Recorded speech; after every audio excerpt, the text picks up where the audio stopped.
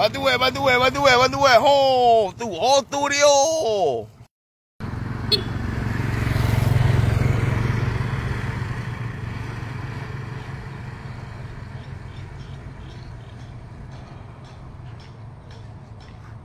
Kita tengok rakan sahabat.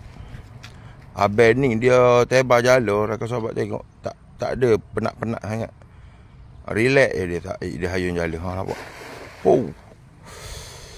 Dia punya syahdu dia tu. Kenikmatan dia tu.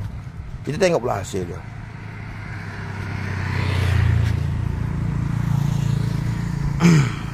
Ha?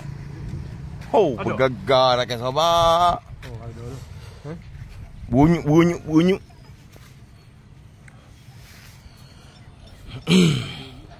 Eh? Oh.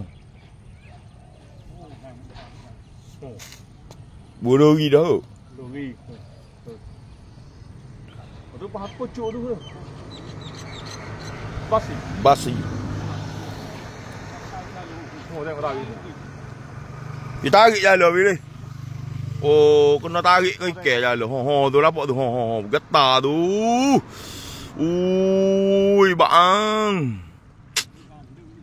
Oh, kita tengok hasil dia rakan sahabat. Rasa katuk penuh bi. Oh, gila lokasi dia ni rakan sahabat. Lokasi dia. Oh ni. Ha. Ni sini ha. Ha. Apa cuk rakan sahabat? Apa cuk? Oh, penuh. Kaya. Ha, ambil tu. Oh, tak saya tutup rakan sahabat. Allah, banyak ikan. Allah. Tak sampaikan dia lagi tu. Allah. Oh, gila. Bantu eh. Ho, tu dia. Basi, ho. Allah. Penuh jalok no menggunakan bantuan daripada mak ya. Oh gila, ho boleh buat dah, tak erat dah, hak jatuh tu tak erat dah. Oh. Tak erat dah hak jatuh tu. Lantak piang lah, hak jatuh tu, ho. Ho.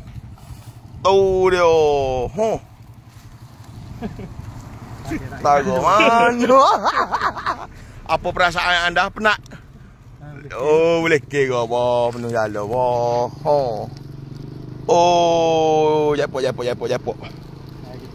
Oh, kita dulu. Usung dulu ah.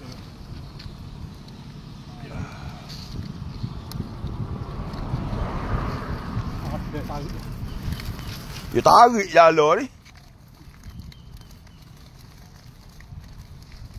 Oh.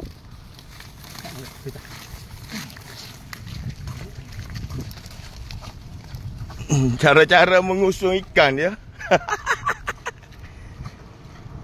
Oh. Penuh jala. Setara mana?